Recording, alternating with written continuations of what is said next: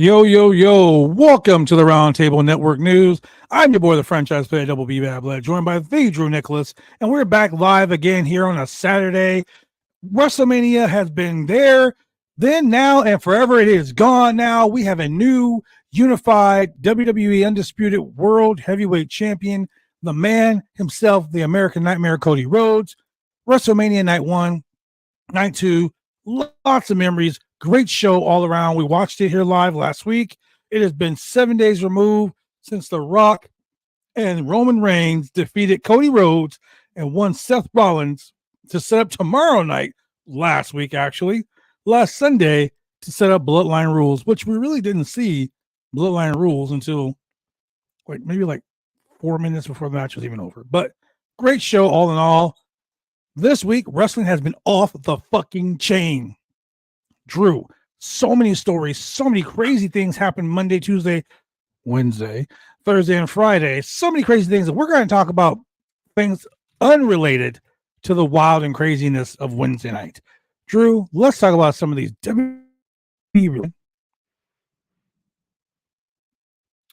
So they've been releasing. Generally, what tends to end up happening is once WrestleMania is over, for the past 3-4 years now, I want to say, they release wrestlers. That's kind of the thing that's been done for a while now. However, this time around, what's been coming out the past week since WrestleMania came and went, some backstage people, a long-time employee, Sue Atchison, is no longer with WWE. Sue, as first reported by PW Insider, longtime employee Sue Atchison exited the company on April 12th. She was let go in 2019. Atchison was inducted into WWE's Hall of Fame via the Warrior Award. She started with the company in the mid-1980s. A lot of you people weren't even alive in the mid-80s. Me included. I wasn't alive in the mid-80s. And she'd been with the company for that long. So, so they got rid of Sue. Well, she served as the WWE Senior Director for Talent Relations, too. And this past week, a lot of talent relations guys got released. Yes. Who else got released, Drew? Because the EVP of talent, Dan Ventrell, was released just yesterday, I believe it was, after a year and a half with the company. So not as long as Sue, but he served there for a year and a half. But it was reported that he seemingly was not adored by talent on a professional level. Wow. Several were pointing the finger at him as a reason why many deals have nearly reached expiration. Fightful was told that he was actively discussing several new deals at the time of his return, but several within the industry didn't feel as if he was an appropriate fit for that position. So they let him go. And in fact, kind of tying into that, right before we went on, we were coming on air here, I saw an interesting story that Natalia's contract is coming up soon. Speaking of that very same thing, Natalia's contract is coming up soon, and they hadn't even begun to talk about a new contract for her. So that could definitely tie into that was per Fightful Select, by the way. Natalia's WWE contract is set to expire over the next couple of months, and there haven't been talks between both sides. As we also know, Drew McIntyre, Seth Rollins, Becky Lynch, Finn Balor, and up until recently, Cody Rhodes as well, all had not signed new contracts with WWE. Now, the status of Seth, Becky, Drew, and Finn, we do not know yet, but we do know Cody Rhodes signed a new contract. So, so that was interesting. So I found it like they kind of tie in together. It seems that Dan Ventrell was not fit for this position if all these major stars were not having contract negotiations leading up to the months after they were soon to expire. So, Do you feel that he just wasn't a good negotiator, or is the thought that he just was not cut out for that job? I mean, he hasn't been there that long. no, only a year and a half. Yeah. I mean, sometimes Continuing that, they had also released former NXT UK general manager Sid Scala. PW Insider reported that Scala, who had last wrestled in 2023, had been with WWE as a part of the NXT UK brand from December 2018 to the end of the brand's weekly series in September of 2022. He had worked behind the scenes as a coach and producer, but had not been utilized there since the end of his on-air role, where he portrayed the assistant GM under British wrestling legend Johnny Saint. So that's 3 people now that we know of from behind the scenes, not wrestlers, who have been released. However, there is also, and I could tie this into this potentially, it could be, we don't know 100% yet, could be that Drew Gulak, who was in the news earlier this week or like mid last week, Ronda Rousey had a story to tell. And so in regards to Drew Gulak, he's currently under scrutiny due to allegations of sexual misconduct levied at him by Ronda Rousey. As noted by many during the NXT match on Tuesday, the no quarter catch crew, which Drew Gulak was a part of in NXT, their Titantron was changed to omit Gulak's name. Fightful Select's Corey Brennan was told that it's a relatively easy change to make, and that the choice to use Charlie Dempsey's music was intentional as well. So they were using Drew Gulak's music, but now they're using Charlie Dempsey's music. Corey Brennan from Fightful learned that over WrestleMania weekend, Gulak was pulled from several appearances. Most notably, was removed from his seat at the Hall of Fame after a producer noticed he was in attendance and in close proximity to someone close to Rousey's inner circle of friends. Maybe Shayna Baszler. So we're not reporting that Drew Gulak is no longer with the company, but as of right now, it seems that he will not be doing anything on air for the immediate future. We don't know if that's going to be a long-term thing, if he's going to be released. We haven't heard any reports of that yet, but that's just a long list of all of this crazy stuff just in the past week to week and a half, not talking about the events of WrestleMania and everything that's come since then.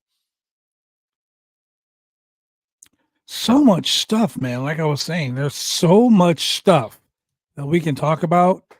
Like, I mean, some of the stuff has been beat to death. You know, that's why we're not talking about it, because some of the stuff has been completely beat to death. But I will say this: a lot of these releases, a lot of people like this with Natty's contract not being renewed or not even being discussed. Like a lot of people are dropping the ball. Wrestling is like, you got Errol Hawani being censored by a company for comments and for a post. You got people getting released left and right due to the new regime in the WWE. And Triple H is the guy that's in charge of everything now when it comes to talent. People were reporting to Shawn Michaels. Shawn Michaels reports for Triple H. So it's really funny that CM Punk was right once again when he said that Vince's doofus son-in-law will be running the company. Lo and behold, and for good cause. and for a good cause, like he is running the company. He's been things have changed. Things have like changed. Um, there's a funny picture on Twitter from Draven at Wrestling Covers.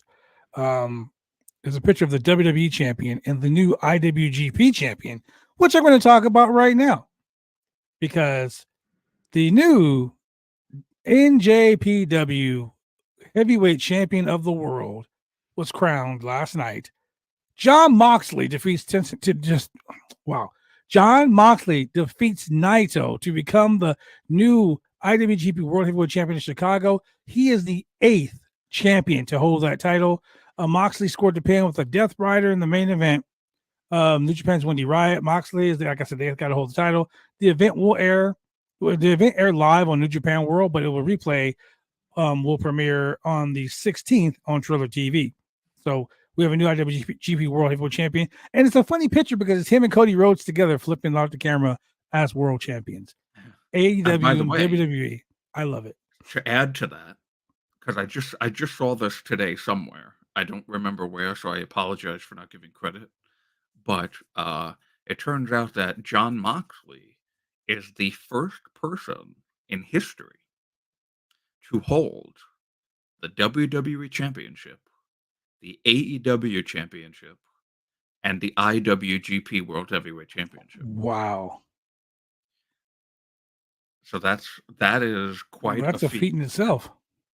And congratulations to him, because that, oh my God, yes, that is seriously a great thing. Seriously, so many good things happened this week. I love professional wrestling. I don't like the tribalism, and right there, that picture screws the tribalism, because you have a New Japan champion who is also under contract to AEW with a WWE champion who was formerly of AEW, and now they're in the same picture together, proving that, guess what, IWC? It's okay for wrestling to coexist. I love it. I love it. I love it. I love it. Things like that make me happy and make me proud to be part of professional wrestling when I see something like that. Speaking of professional wrestling, let's talk about this, because we discussed it a little earlier. Post Wrestling posted a new role for Rocky Romero before part of New Japan Pro Wrestling's Windy City Riot. Rocky Romero appeared in front of the crowd inside the Wintrust Arena in Chicago.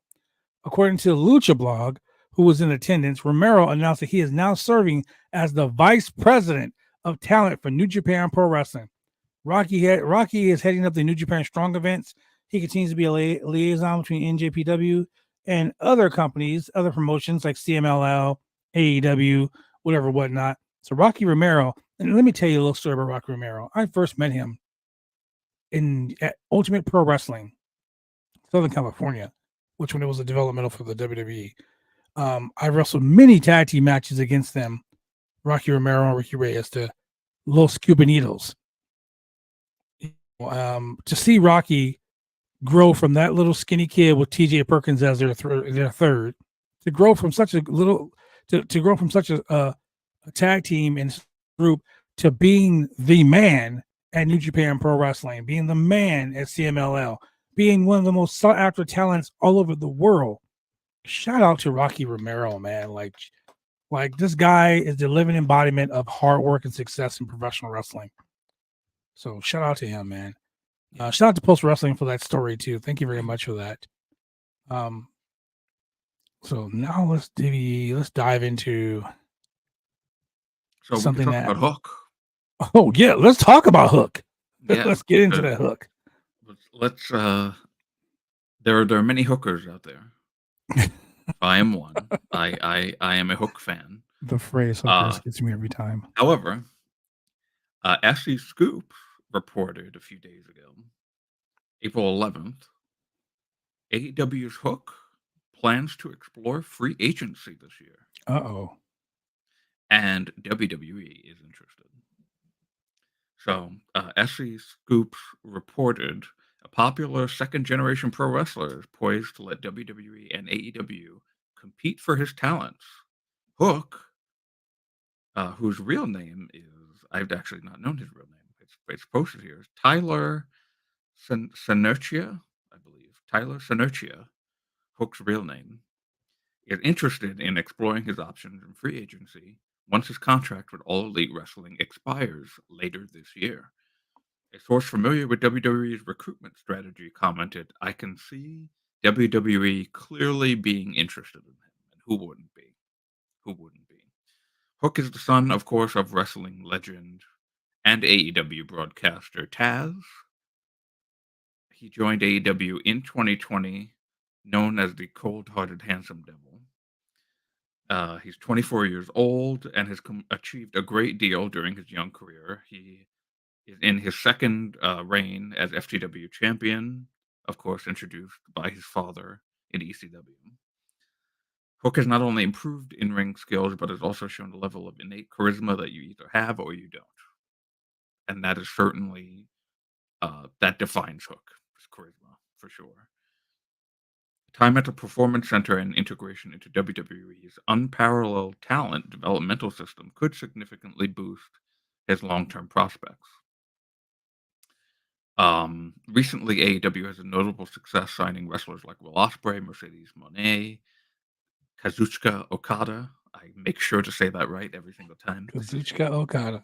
And of course, Adam Copeland, while WWE has attracted Julia and several former AEW stars, of course, including Jade Cargill, Andrade, Brian Pillman Jr., Shawn Spears, the biggest out of all, CM Punk. So, this year is a very, very big year. As SC Scoops has reported, as Sean Ross Sapp has reported, it is a big year in contracts in wrestling. A lot of more contracts, as we just listed a few names. They're going to be Drew, Seth, Becky, Natalia. Later this year, Hooks is coming up. We know Finn Balor's. There's just a whole bunch of people that could end up switching sides if they wanted to. So that's going to be really interesting to see this year. Speaking of switching sides, WWE WWE announced on their Twitter page on April 12th that CM Punk will be live during both nights of the WWE draft. So in Cincinnati on April 26th, yes, and in Kansas City on April 29th, CM Punk is eligible for Raw and for SmackDown. It's going to be crazy. We talked about it last night on the show. I don't know, man. Like there's so much that can happen. It's just it's wild. But let's talk about this real quick. Kenny Omega. Okay, I really don't want to talk too much about the CM Punk issues with AEW, the brawl out, the all in, brawl in, whatever you want to call it, all this brawling crap. Every news outlet out here is chopping at the bit to talk about the CM Punk tape, the release on Dynamite of the CM Punk tape. Well, let's just say this. When you're over in two different promotions, one you don't even work in, when you're the needle mover for that company too, mistakes have made. WCW 2024. That's what I'm going to say. But with that being said, Kenny Omega, he opened up about AEW's brawl out, about getting CM Punk's dog out of the way. Okay. Omega opens up about, the altercation between CM Punk, Ace Steel, and Matthew and Nick Jackson of the Young Bucks. At this time, all parties involved were reprimanded. Fast forward to present day, Punk nor Ace Steel are no longer with the company. Punk got into a physical altercation with Jack Perry at All Out. And basically, it just states that basically what he said was, as an EVP, he did what he thought was best. And like honestly, as a professional wrestler, let me rephrase that. In other sports, hockey, basketball, football, baseball, tennis, croquet, whatever that thing is, they use the curling, whatever, in all sports. Now all team members are going to get along. And sometimes teams, if I've watched during football practices where teammates get into it, where they scuffle. Where if you get into a fight with someone, the best thing to do is you get into that fight with someone. When it's over, you shake hands. It's over and done with. And in the era of wrestling that I come from, that stuff doesn't get broadcast on television. We don't waste sponsorship ad money or precious television time to air footage of a fight backstage. The footage altercation that was shown live on Dynamite, Kenny Omega took to his Twitch stream on the 12th of April and opened up about the situation. He said he ventured into this conversation saying that he's saying he has not had power within AEW in over 4 years. He feels he's a terrible executive vice president and does not deserve the role, although he is always willing to give people advice whenever they're asked. He basically stated that he's from the we get into a fight, we shake hands, it's over and done with era of wrestling. In my opinion, he really did not approve of anything that happened on Wednesday night. I agree with him. I don't agree with anything that happened on Wednesday night. Be it to a storyline to make money afterwards, bashing another person or trying to bash them, playing the spoiled rich kid game. Like, I'm going to go ahead and I'm going to expose you for this. And, oh, great. Now I look stupid. Let me go ahead and place trademark infringements on everyone who posted. That was ridiculous. That was just, these are my opinions as well as his opinion, apparently, because he thought it was dumb too. But for someone under contract to AEW to state those obvious feelings about the situation at hand, that it should have happened, sometimes those things are need to happen. Sometimes, he said, sometimes you got to throw hands. But when it's over and done with, that's it. So I agree with that. Sometimes you got to throw.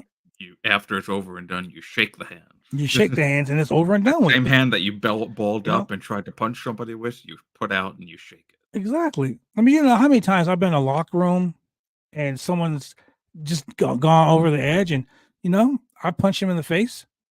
Or I've been the asshole and they punched me in the face. And when it was over and done with, we still worked together and we made money. Because that's what this business is about. Working together, making money.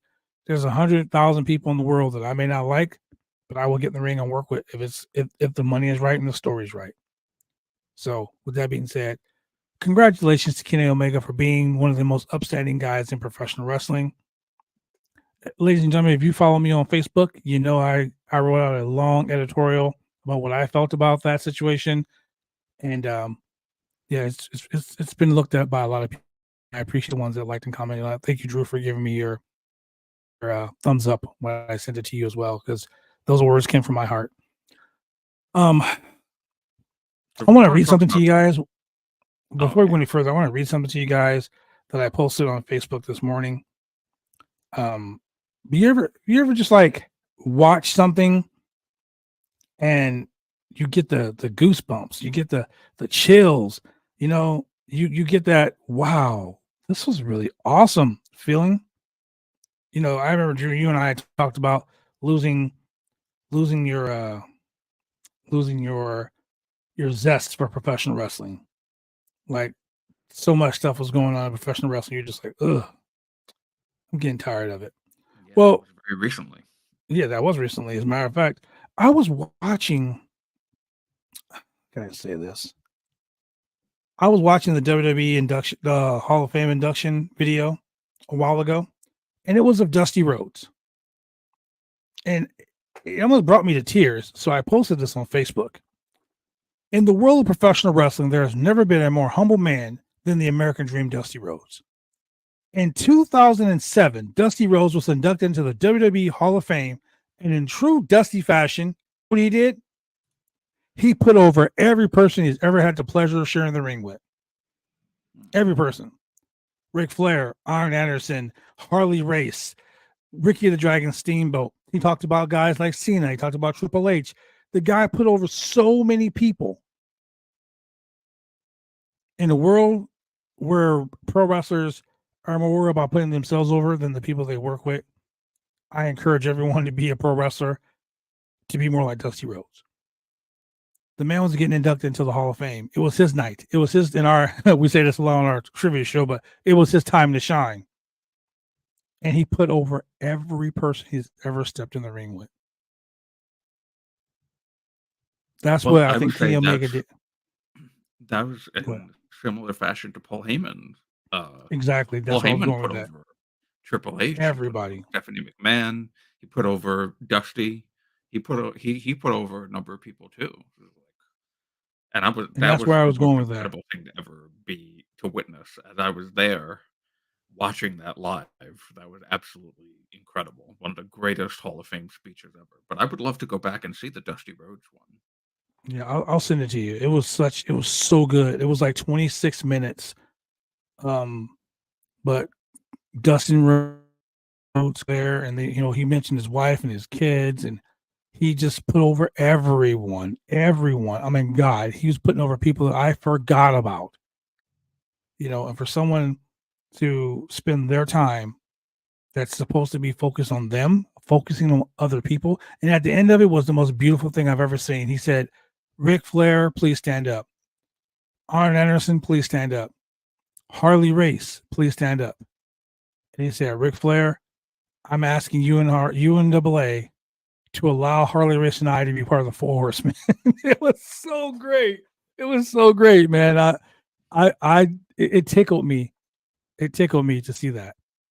And that right there was um one of our moments in history, like professional wrestling history, because that happened today in 2007, the WWE Hall of Fame. That was one of the things that I wanted to talk about there. Yeah. But go ahead, Drew. What were you gonna say? So we talked about contracts earlier, about people's contracts coming up, new contracts being signed. Last night, we found out the Bloodline has a new member. Oh yeah. Now, I don't know about their contract status, but I'm gonna assume they've got one because they were on WWE TV. Tama Tonga debuted last night on SmackDown as a part of someone's bloodline. Which one yet? We don't know. We don't know. Because Paul Heyman expert just the way that they did this last night was so incredible. This is not part of the story. This is me talking because legitimately what you could see immediately from the first time you saw the bloodline post because there was no bloodline on Raw. That's right, none. Except The Rock. But they showed Solo, Heyman, Jimmy Uso walking through a hallway, going to what used to be their locker room because Roman was the champion for so long. But now that Cody is the champion and Cody was there, ain't your locker room anymore. And they had Kevin Owens be like, "Oh, you all aren't invited in here." So It was funny. awesome. But what I noticed from that shot, what would usually be the case is Roman, Paul Heyman, Jimmy, Solo. That would be like the order of people. Solo was front and center, and Heyman was following him with Jimmy in the background. And it was like I saw, I was like, oh, okay. Got This looks a little interesting. nugget was sprinkled in for you right there. Yeah. So then they get to the ring and Heyman is talking and he beautifully put over why Roman lost, which everyone kind of figured out later on, remembering that Seth said he was going to be Cody's shield. He tied all those storylines together beautifully. But then Solo interrupts Paul Heyman. And he's like, losing has consequences. And at first I thought he was talking about Roman. I was like, Oh, Maybe he was talking about Roman. well, right. So he turns to his brother Jimmy and hugs him and says that he loves him. And Jimmy thought that he was going to attack him at first, and they play that off. He's like, "Oh no, I'm not attacking you. I love you. I'll give you a hug." And then out of nowhere, Tama Tonga debuts, takes out Jimmy. Paul's in the corner with like this look of terror on his face. And what he said, two things that happened in this segment. One thing he says, "I'm gonna call the tribal chief." Goes to the phone to like call, with Siri, like, call Roman Reigns. Solo rips that phone out of his hand and smashes it. And then while Jimmy is in the corner with the chair on his neck and Solo sets up in the other corner, Paul says, "This is not what the tribal chief wanted." He screamed it. This is not what the tribal chief wanted. So it's like it was it was really weird. amazing. It was like it was the refresh that the bloodline needed, honestly, to get you hooked again. Because I was like, how are you gonna get hooked after this loss? What are they gonna do? And man, they hit a grand slam with this segment. So Tama Tonga is of course now in the WWE, part of the bloodline. He'd been eyed for WWE for quite some time. Solo Sikoa introduced him last night in the bloodline, kicking Jimmy Uso out. So they kicked Jimmy Uso out. They replaced him with Tama Tonga. And Tonga's official WWE debut was a long time coming, and one that had been expected the last few months because I had remembered Fightful had reported, I, I think it was right after the Royal Rumble, that Tama Tonga was in talks to join WWE. So now, of course, there's also Tonga Loa, who was in WWE years ago. I forgot what his name was. He was Humberto. What was it? I think it was Humberto. He was doing a Hispanic gimmick. Let me look. Yeah, I don't remember what his name was, but Tonga Loa and Hikuleo are both his brothers in Yes. Japan, and there isn't any info yet on whether they've been contacted by WWE to be a part of this. But Jacob Fatu has been contacted and has been signed by WWE and was backstage at WrestleMania. So one idea that's been floated internally was Fatu teaming with Tama Tonga because their fathers, Haku and the Tonga Kid, teamed together in the 80s known as the Islanders. Yep, Aku and Tama. And then it So was Sam Fatu. There's the it's Samoan. it's really interesting to see if we could get like a new infusion of the bloodline with Solo, with Tama Tonga, with Jacob Fatu. And we had talked about this. Camacho. That was a gimmick he wrestled. He wrestled as part Camacho. of a tag team. Camacho and Huneko. Okay, that's right. Huneko. Yeah. So yeah, so he has debuted officially. Jacob Fatu, we don't know yet what is going to happen with Jacob, but he is officially signed. That's been reported by Fightful. And what It could be if you reported want to by put me on your because he told fantasy? me. Well, that too. The unofficial report came from the franchise, but the official report came from Fightful. Exactly. So the next segment was Paul coming out of the The medical trainer's area, room.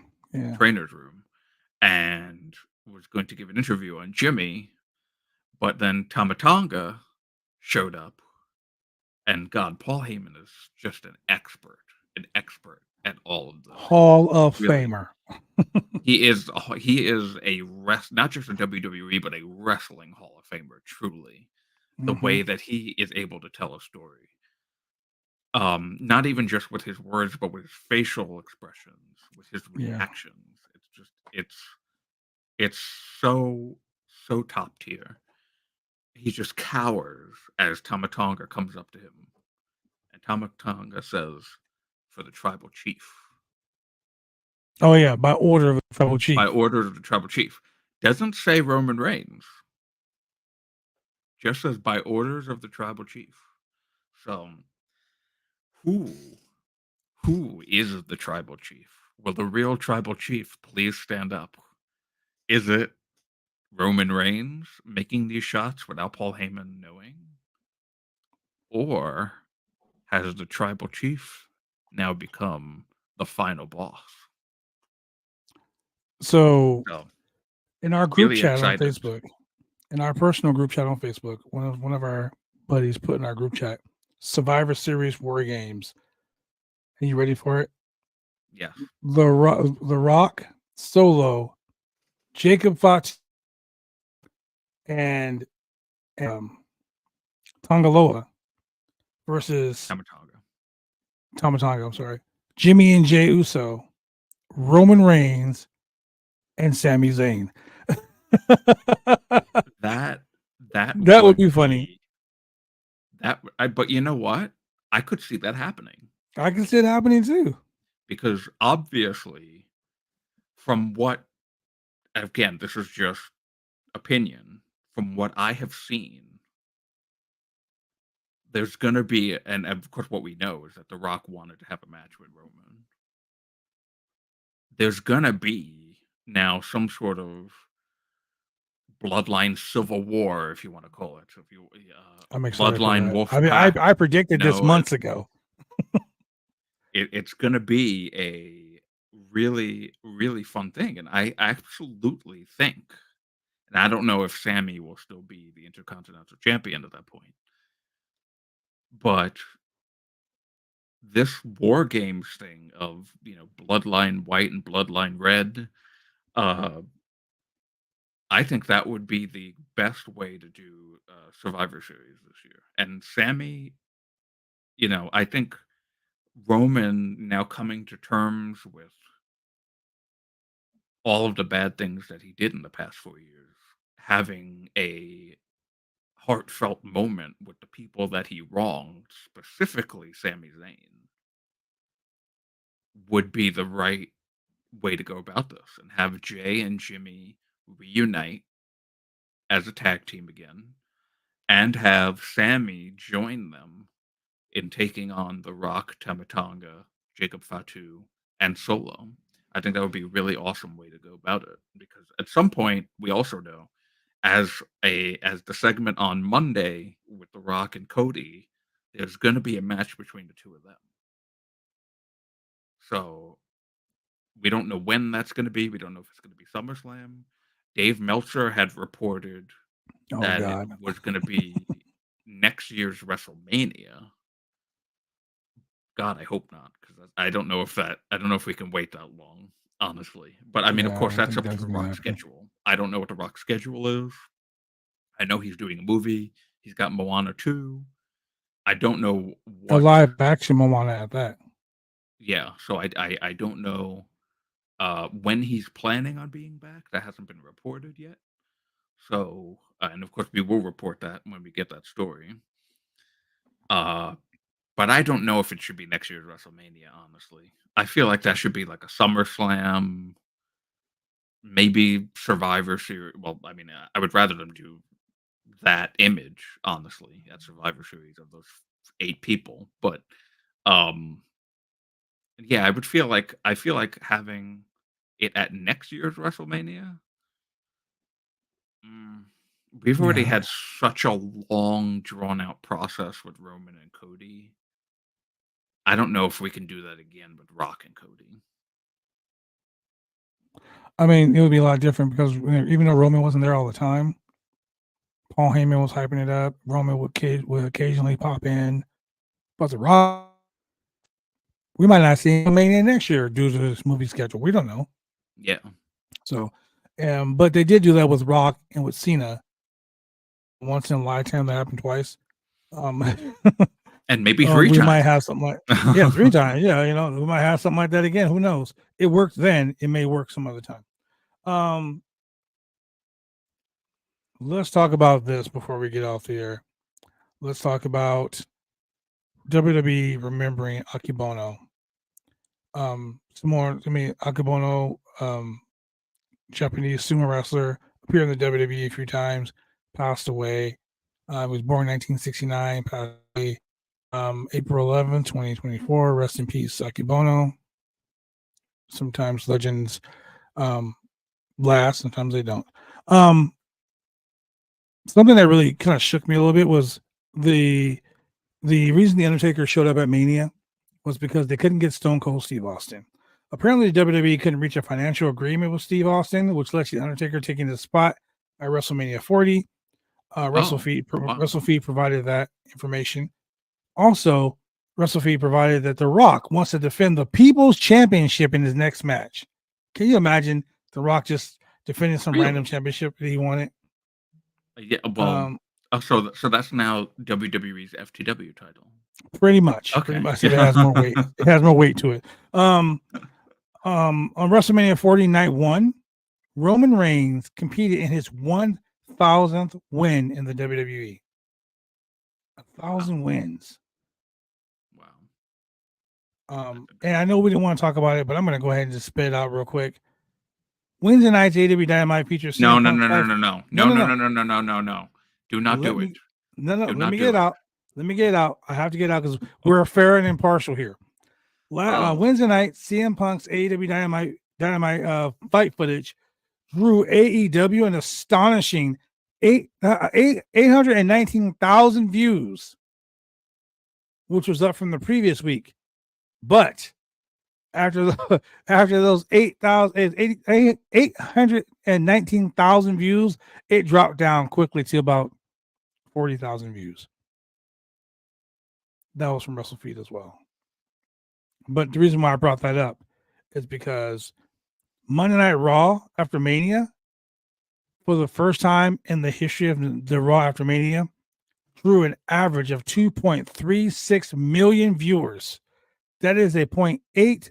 There's a 0.083 rating in the 18 to 49 demographic, which is up from the previous week of 1.78 million viewers with a 0.59 rating.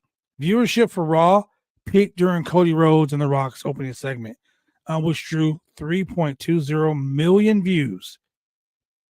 3.2 million views for a 45-minute segment. Very good. That segment outdrew the viewership of the Trial of Roman Reigns segment from last year, which drew 3 million views. And it drew over 3 million views on TV until Cody and Rock segment was there. The Cody and Rock segment has been the most very successful viewed segment in all of WrestleMania weekend. Can you imagine?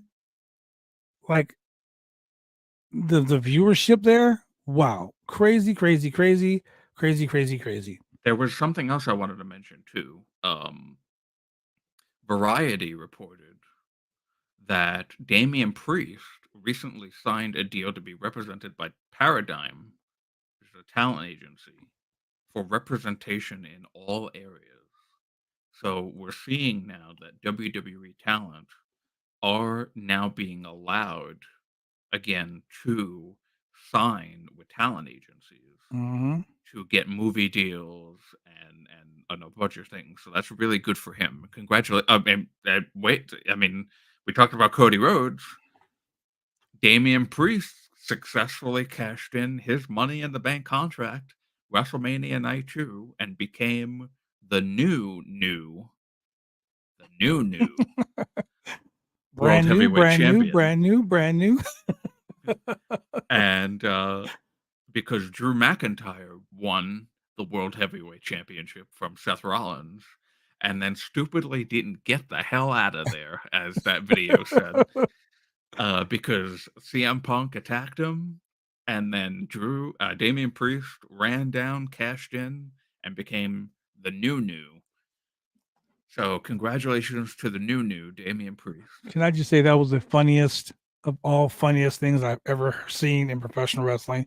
The fact that the fact that Drew McIntyre slid out of the ring, grabbed his wife's phone, sent a tweet that said "bored at work," and then later on, the next tweet was "fuck."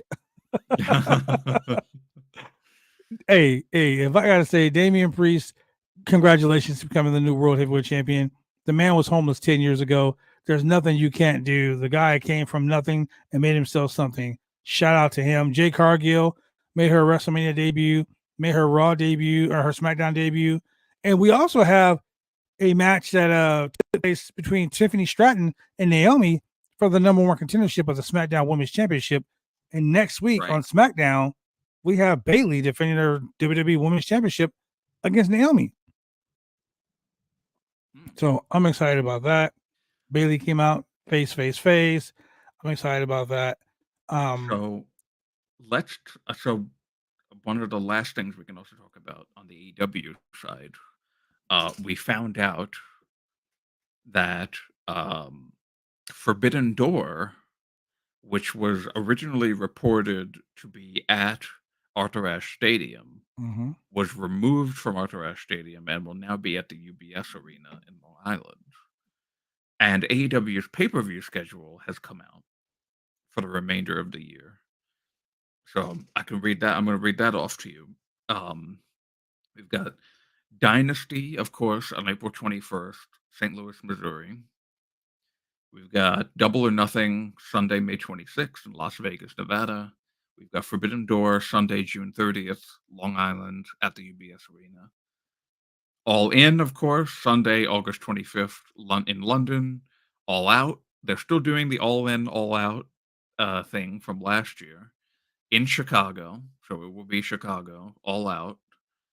Saturday, October 12th, will be Wrestle Dream in Tacoma, Washington.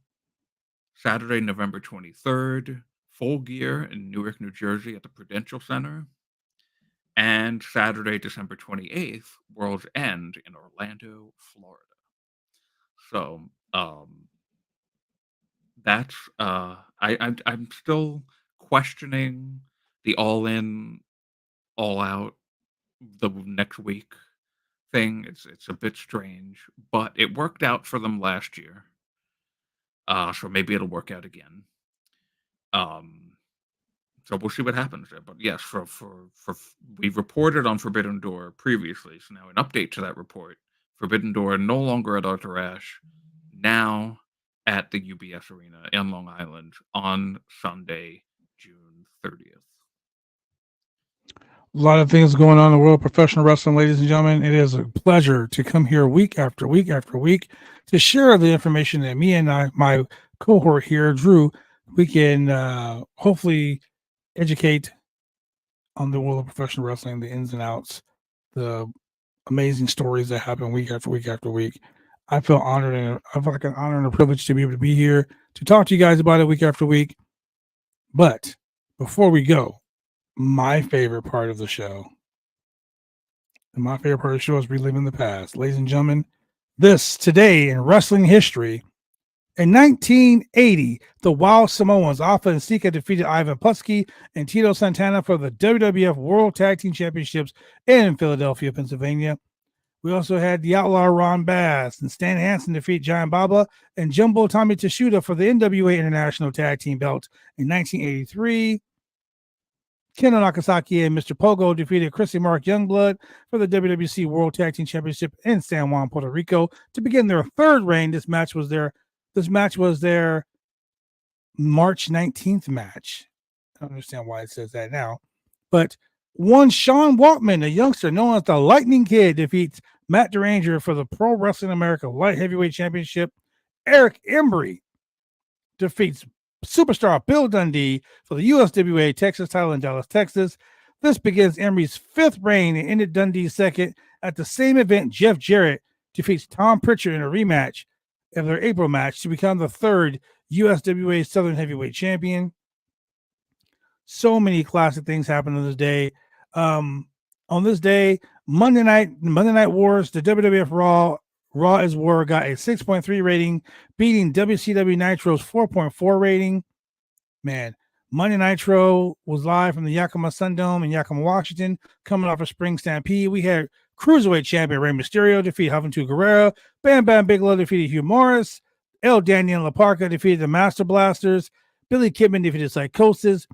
Booker T defeated Rick Steiner to retain the WCW World Television Championship. Sting defeated Ric Flair with Arn Anderson in his corner, and WCW World Heavyweight Champion Diamond Dallas Page with his wife Kimberly defeated WCW United States Champion Scott Steiner in a champion versus champion, title versus title match to retain his championship. So many things have happened in the world of professional wrestling on this day, and I'd like to say thank you very much for joining us. Wait. What you got, Drew? Before we sign off here, I know we usually end with that, but I want to end on something else actually today, because he's a special person and he deserves all the love in the world. I didn't forget about that story. I was hoping we weren't going to talk about it, but go right ahead. Not. I don't know what you think I'm going to say, but it's not that. Okay. I actually want to talk about Big E. Oh.